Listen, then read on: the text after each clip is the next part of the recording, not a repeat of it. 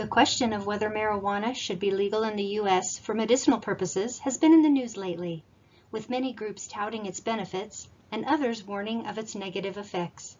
In order to get a better idea of the issues surrounding these arguments, let's take a closer look at marijuana's history and where we are now.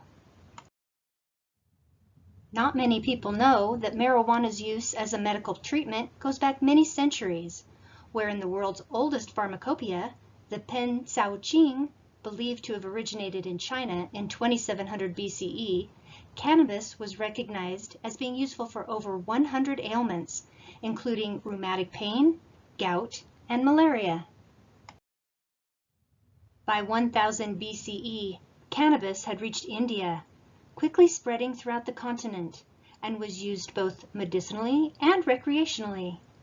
Over the next few centuries, cannabis use spread through many cultures via the various trade routes, including to Assyria, South America, and was used in Arabic medicine.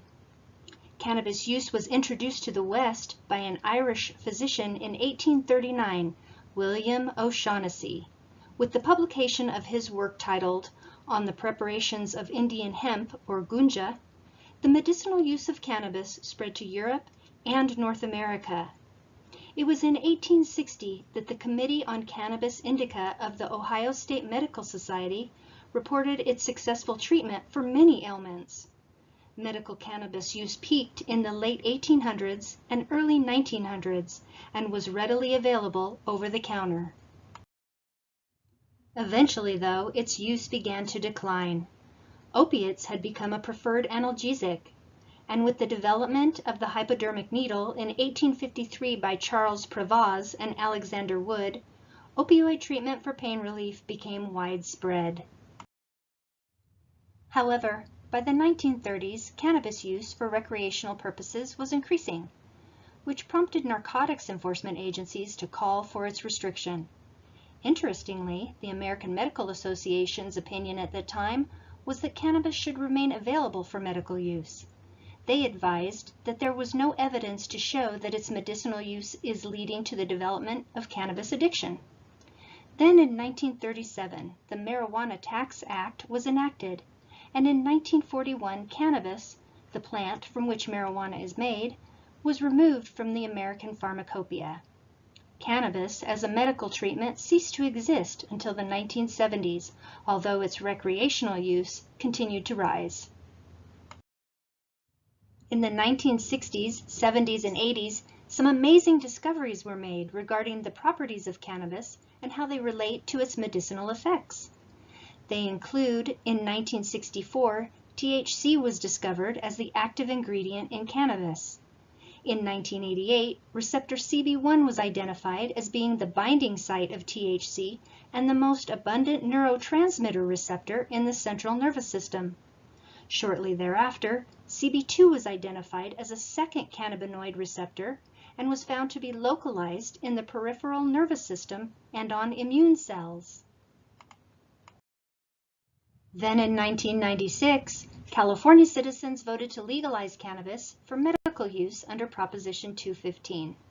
Since that time, 30 more states have approved cannabis for either medical use, some with restrictions on accessibility, or unconditionally.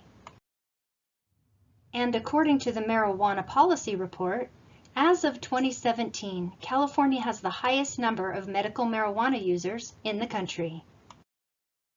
However, because marijuana was classified as a Schedule I drug by the Controlled Substances Act in 1970, its use continues to be illegal on a federal level, both recreationally and medicinally.